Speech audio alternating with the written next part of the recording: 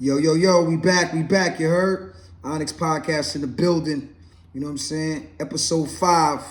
Yo, I did the live episode 5, that shit ain't motherfucking upload, man. I don't know what the fuck is going on with YouTube, but we gonna get this shit right, you heard? I was talking to Sticky Fingers, he said, yo, son, you gotta come fucking harder than that, man. Pause, straight up, you know what I'm saying? Like, let these niggas know what it is.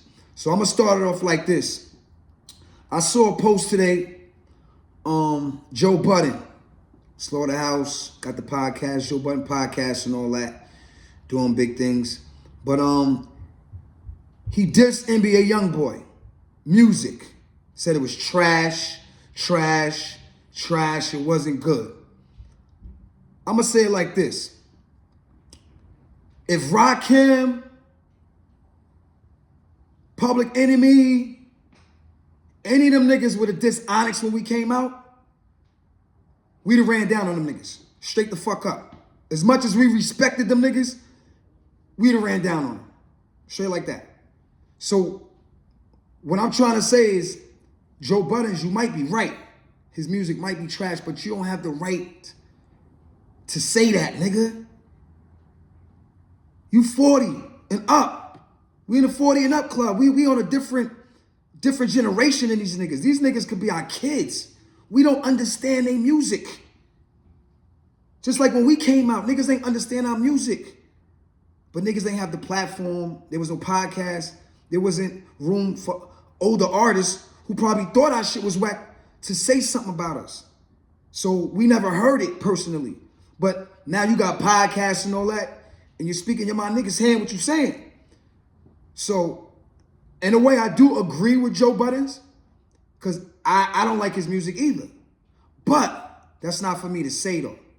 You know what I'm saying? Like, I'm not supposed to like his music. You know what I'm saying? It's not for me. You know what I'm saying? I'm in a whole different generation.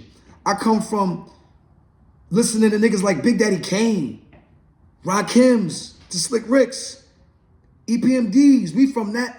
That's who we learned from. You know what I'm saying? NBA Youngboy, he probably learned from Lil Wayne and them niggas. Like, you know, that's the generation of niggas he was looking up to. And that's why his music sound like that. You know what I'm saying? So you can't really, like, disrespect these little niggas coming up in the game, even though I feel like most of the music, to me, I don't like it. But I'm not supposed to like it. It's not for me. Like, if a nigga came to me right now, like a trap artist or a young artist, and played me some shit, I couldn't tell you if it was hot or not. Because I probably wouldn't think it's hot or think it's ill. Now, Joe Buttons, he was in Slaughterhouse. Slaughterhouse, top tier lyricists, all them niggas over there. So he's thinking from a different perspective as far as music. You know what I'm saying? And NBA Youngboy, he's not a lyricist. He's not gonna give you anything for you to like, Joe Budden or me. So, you know, I don't think we should critique their music that harshly.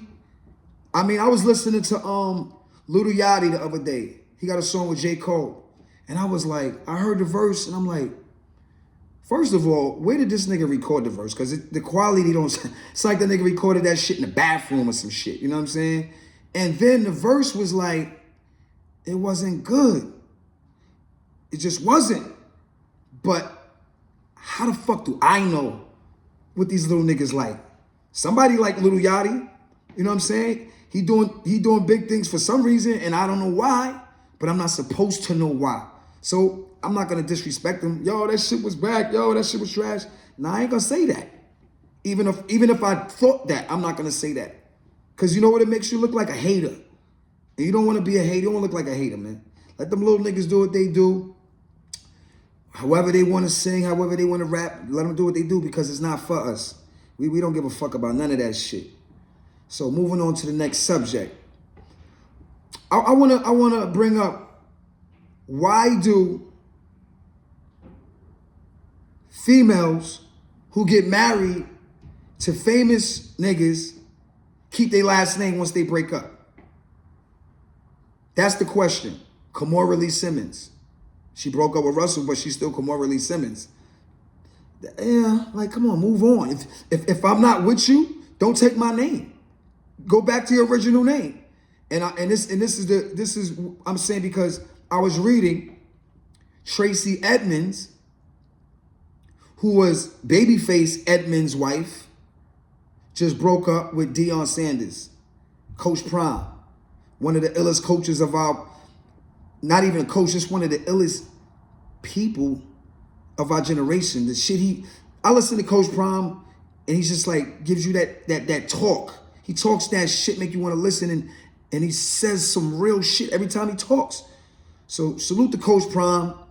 You know, once you're in a relationship with, you in the spotlight, you know, people gonna talk about it. So they had a right, Tracy Edmonds came out today and said they broken off the relationship. So she's single now. I know her DM gonna be cracking straight up. But I got a story about Tracy Edmonds. We were shooting a movie called Light It Up. And Usher, Rosario Dawson, Robert Rashad, good cast. Cast was dope. We shot it in Chicago, 2001, one of them years, right? So we shooting a movie in Chicago. It's freezing out there. Movie is going good. Usher's wilding out. Me and Usher having a good time out there, going to clubs. We was wilding a couple of nights. But back to the story. So it was Christmas, and you could go home for Christmas or you could come back after Christmas. I decided to stay for Christmas and stay for New Year's. So Tracy Edmonds and a few other cast members also decided to stay. You know what I'm saying? So it was New Year's. We're all sitting at a table. Babyface flies in because he was really never there, but he flew in for the dinner for New Year's. So it was me, Tracy Edmonds, Babyface, a few other cast members who didn't go home. And we're just having dinner. And Tracy Edmonds just comes out of nowhere. She says, Fredro, do you know your nose and Kenny's nose is the same? Kenny Babyface. I was like, I didn't know what to say. Like, why you commenting on my nose when your husband is right there? Like, that's the first time I was like, wait a minute, is she coming at me? Because I think that's flirting, right? So I'm like, and then Babyface was like, yeah, but he had to break his nose to get it like mine. I'm like, yo, this is crazy. Like, if I'm with a female and we at dinner and she comments about somebody else at the table, violation. Violation. You're going to get smashed crazy when we get home. Straight like that. You're going to believe that. Busting that ass. But I think that's disrespectful. But I was like, wow, Tracy Edmonds is coming at me? Could be. I'm a fly nigga, you know what I'm saying? Like, I'm a fly nigga. Straight up. I've been in this game 30 years, and it's a lot of pretty females been in that shotgun seat, you know what I'm saying? So, you know, Tracy Edmonds coming at me is just like, okay, it's a possibility. But never reacted on it, you know what I'm saying? Shout to Tracy Edmonds, always kept it 100, Light It Up, great movie. But I always remembered that. Always. That shit always stuck in my mind. Like, But you know what? Life is the way it is, you know what I'm saying? Things happen the way it is, and you just keep on moving. I was looking at Vlad TV, and I saw this thing with this kid, Nardo Wick. He's a new rapper, you know what I'm saying? Probably NBA young boy age, and that, you know, he had an entourage with him. Big dude. You know, rappers always got entourages, your posse, your crew, clique, whatever the fuck you call them. And this little white kid wanted a picture of the nigga Nardo Wick. Had the camera. Nice kid, it seems like. He didn't seem like he was hurting nobody. He wasn't loud. He looked like he wasn't doing nothing destructive or... Why the fuck Nardo Wick, biggest homeboy, some nigga like 6 feet, 6'2", about 300 pounds, big nigga, caught the nigga, sucker punched the nigga, bam. I saw that shit, I'm like, damn, that's fucked up. Like, a sucker punch, like the nigga wasn't even, he didn't even know the punch was coming. And guess what? The white kid didn't fall. He like stood on a wall, like linked over. And then another little nigga hit him with the two-piece, bang, bang, and then the nigga fell. I just want to say this. That was pussy. The nigga who sucker punched him, that's some pussy shit. Them niggas got locked up. They deserve to get locked up. And they deserve to get fucked up, you ask me. And they're probably going to go to jail because it's all on camera and there's nothing you can say to justify that shit. And then you're going to put your little man in jeopardy because he's probably going to get sued because you're running with him. He's going to catch a lawsuit. Believe me, I've been through that shit. You don't put hands on people, man. I got sued. $200,000 to a limo driver because we put hands on him. And it wasn't even that bad, but I'm just saying, it's like, you don't do that, man. That's not cool. Especially if the nigga, he's not a threat. He wasn't posing no, I could see if the nigga was coming like, yo, with that vibe and you punched him. That was some sucker shit. I'm really trying to figure out why would he do that? Why would a big nigga, 6 feet, 300 pounds, punch a little skinny white kid? Why? That's what I want to know, why? Yeah, that shit was corny, man. So hopefully the kid Nardo Wick ditches them niggas, man. If you want security, get real security. Real security, that would have never happened. Sometimes it pays to get real security rather than to get your homeboys. You know what I'm saying? I don't know them, but I'm just calling it like I see it. You know what I'm saying? Like that wasn't cool, man. Straight up. So hopefully he could get some real security if he needs it. Listen.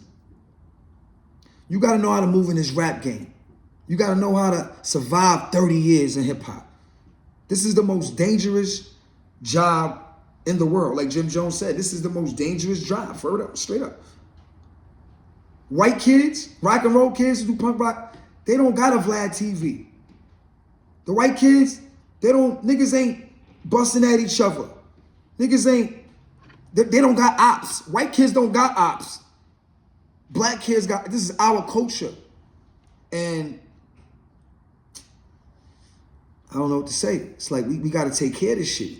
These young kids got to know how to move. You don't even need security if you know how to move, right? If you in a place where, take your jewelry off. Move through. And I'm going to let you niggas know, you niggas are the jewelry. You are the jewelry. You are the diamond. You don't got to go get all these diamonds to make you shine, nigga. I don't wear jewelry. I'm shining because God gave me the shine. You know what I'm saying? That's how I'm shining. So, if you feel like you got to get security because you got jewelry, get the right security. Not some niggas that's going to do some bullshit and cost you more money. So, yeah, I just thought that was fucked up. I saw that. That wasn't cool, man. You know what I'm saying? Yeah. I like to talk about my sports. So I seen LeBron James had a little back and forth with the coach for the Houston Rockets. And he called LeBron soft, called him a bitch because they got the audio. And LeBron was like, yo, nigga, watch how you using that bitch word, my nigga. Like, and the coach looked like he wanted to fight or something, which is to me like corny, man. Like, coach your team. Dylan Brooks can't even fuck with LeBron. He's the toughest nigga on your team. He can't even fuck with LeBron. So maybe that's why you felt a certain way, because your toughest player couldn't handle it.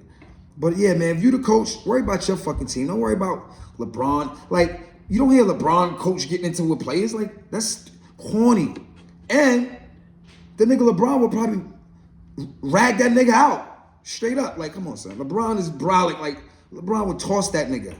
So I just thought that was crazy. And, they going into the tournament, which I like I said, I don't know what the fuck is going on with this tournament shit. The courts look crazy.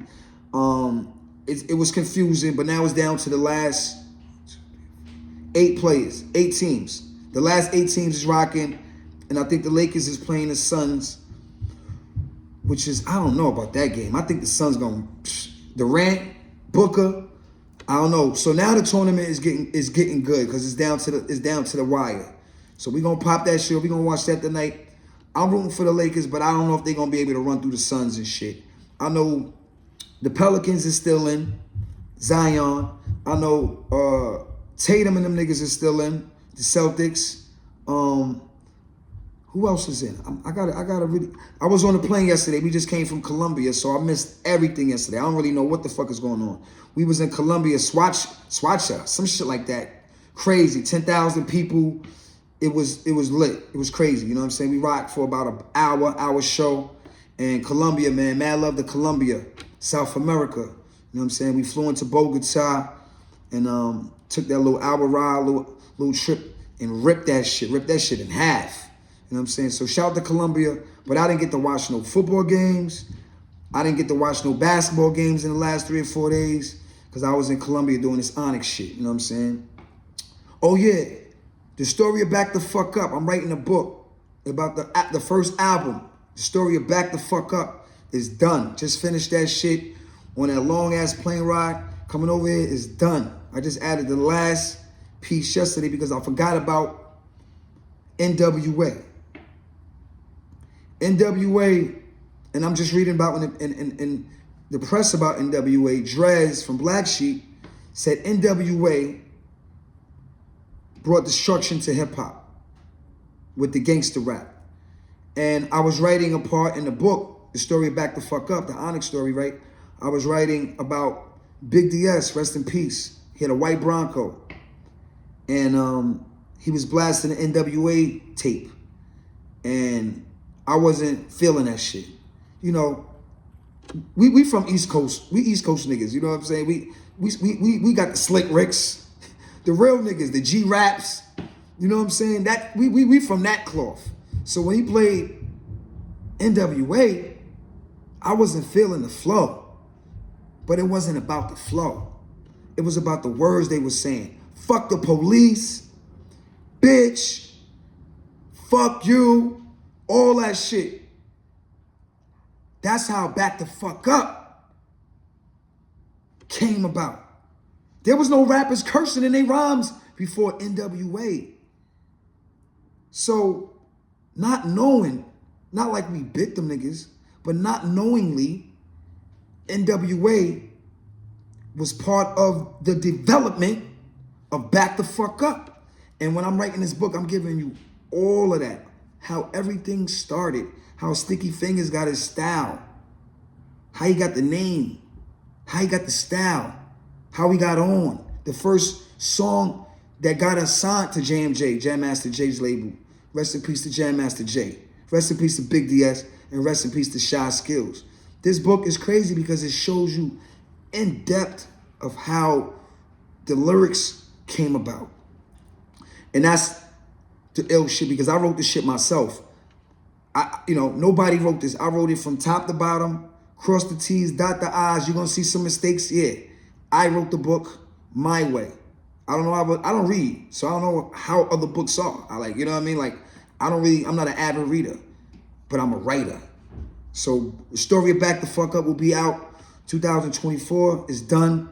Make sure you're tapping with us, man. We go by the name of the Almighty Onyx. 30 years of hip hop music. And yeah, man, we up out of here, man. Holla at your niggas on the next episode. It's going down.